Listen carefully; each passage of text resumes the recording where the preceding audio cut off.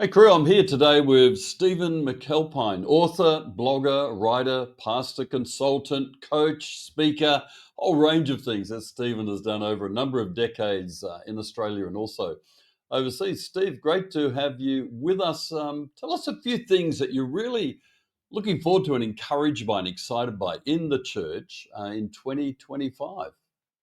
Oh, look, I think the first thing is I can see there's a drift back to thinking about Christianity. And I think the churches that have prepared themselves for that have done it a couple of ways. That's by being an open place that people can come and inquire about, very clear about the message, but the gospel message, but also not shocked by how post Christian many people are. There's a lot of tidying up to do, but I think churches that are ready for the tide coming back in, that's something that I think is really good. Another thing I think would be good is I think we're sharing our worship music a bit better. I saw City of Light came out with some new music this week, and I think that's spread around. And I like the way we've dialed up in our evangelical, I'm from more the Reformed background, dialed up a little bit of our emotional content in our songs, and I think that'll keep going. And I like the way some of the more emotionally driven in the past have dialed up the theological. I think those things, that's a strength of the church at the moment, I think. Good songs sung well is actually critical. The other thing I think too, I think a lot of churches are looking at how do we create some white space so that not just so people can be lazy. I'm living in Sydney now, and it's a busy place, but there's Christians looking for how can we make good connections with non-Christians and create some space in church to do that. I think that's helpful. If a pastor came to you and said, "Okay, there's a bit of a vibe shift going on. What sort of things can I do? Is there a couple of things I can do in my church to kind of tap into that or amplify that within the sphere that I'm working?" Yeah, I think the vibe shift thing's big because it's not just a Christian thing; it's a cultural moment post Trump election. Here's a negative. What you don't get the hardcore. We want the 1950s back, and we want life to look like this. Right. So there's a lot of young men coming back to church. So the vibe shift for me with young men would be bring them in. Don't be strong about how you task them and disciple them. Give them a cause to go for, but also say, and here's what gentleness looks like. Gentleness is not an effeminate quality. So I think that would be one thing for the young men coming in. I think Tim Keller's issue too on discipling people towards understanding how to do forgiveness because we assume it in the church. It's not a cultural thing to forgive people anymore. It's a cultural thing to sort of punch them while they're down. So that'd be a key issue, I think. I think that's really interesting. And I think you're right. I keep hearing anecdotally stories from pastors that I'm working with. They're saying, "Hey, we had a kind of young adult turn up." A pastor was telling me recently he turned up with his mum. His mum brought him to church, and she thought it was a Catholic church. It was a Pentecostal church, so it was a bit of a different experience. But she loved it. He liked it, and she said, "I'm coming back next week with my other son." And Wow. these boys are unchurched, but I'm hearing that story again and again, multiple times enough to tell me there is a shift in the trend. I'm really fascinated by the worship stuff, the songs that you're hearing. Tips for songwriters who are watching today, listening, and thinking, "All right, I get you, Steve. I like the fact that you're enjoying the current trend in worship music. If you were going to give it a tip to a young songwriter in the church, what sort of advice would you give them?" Boy, a couple of things. As far as tune goes, make it so I can sing it. I'm not the greatest singer, but put it together in a room and we can sing it. I like songs that are theologically strong, but also grounded in the journey. I guess the Pilgrim's Progress journey songs, the idea of Hmm, we're here and we're going somewhere, and hmm, God's got it, but here's what it looks like in the way. And I love yeah. songs like that. So I like my songs to be grounded in reality. And I'm a writer, and I think the simplest language is the best way to describe things. That doesn't mean you can't be creative, but I do think that the simplest language is the best way to explain things. I'd say that all writers, whether it's song or word. Right.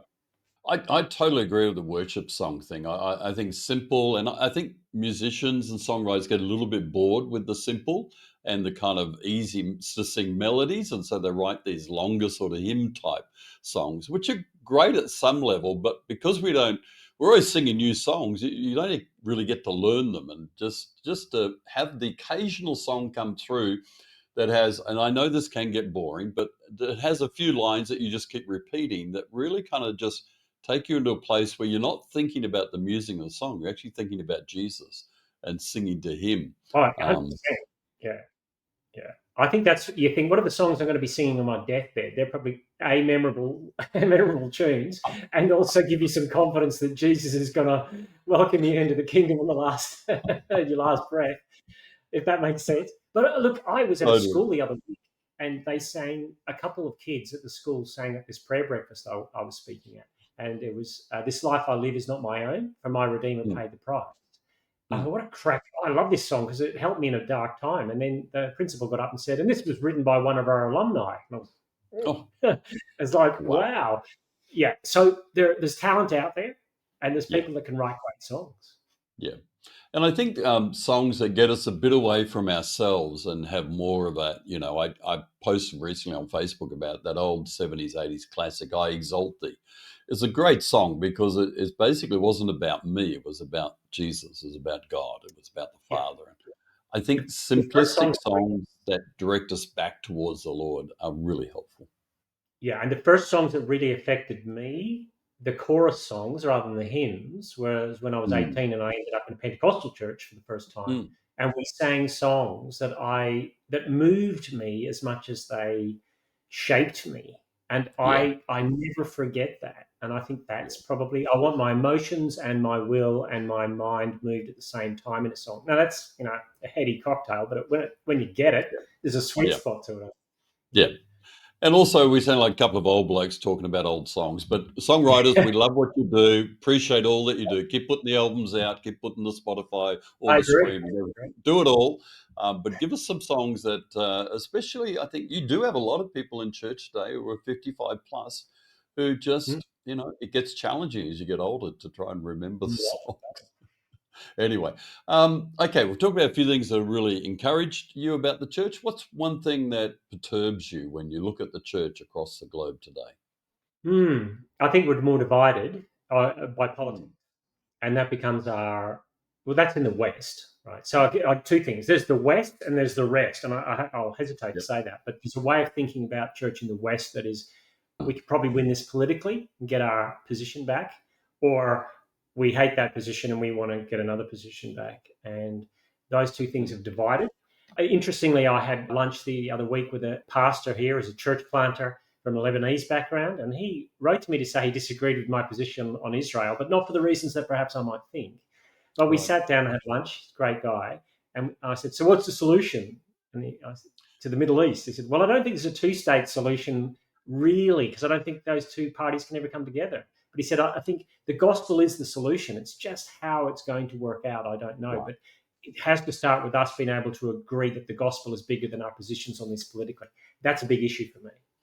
Wow. Wow, that's brilliant. And I think you're right. I think I feel for all our American pastors who have to pastor in that heightened political divisive. I just don't know They just say one how do you thing and keep boom. it? Yeah. Yeah. They say one thing wrong and someone's offended. Yeah, And then totally. they say something else innocuously and someone said, "Do you mean by that?" You know, Yeah. and they drilled it. No, I didn't mean that. And I haven't had time to think about that this week. You know, the other thing No, I think rest, go for it. the rest of Yep. the issue is we're so myopic on it. I have people I know very well who've come back on furlough from the Democratic Republic of Congo, and Mm. 70 Christians got beheaded in a church there, and that doesn't make the news as much as it probably should. To we should be No. praying for the persecuted church. Yeah, absolutely. And I think, look, the political divide thing, it reminds me of the 1990s. I mean, when Pauline Hanson burst onto the political scene, and I had people in my church going, "Yay, Pauline," and then I had other people going, "No, Pauline." And I remember trying to preach into that, and eventually gave up and just pastored I people know. at a more individual level to get them through. But Stephen, I think I'm like you in that I have great hope in the power of Jesus to build his church in whatever season we're in. And I want to encourage you folks, find Stephen McAlpine online. I'll put a link in the description to all his books. He's got multiple books, one Christian book of the year in Australia here, some just a few years ago. And Stephen is a prolific writer. He's got a Substack. You can subscribe to that, support his ministry. And if you need someone to get in there and just talk to your staff and to your leaders in your church and to your church, Book Stephen McAlpine. You'll be glad that you did. Thanks, Stephen, for joining us today. Oh, great to be with you, John. Really enjoyed the conversation.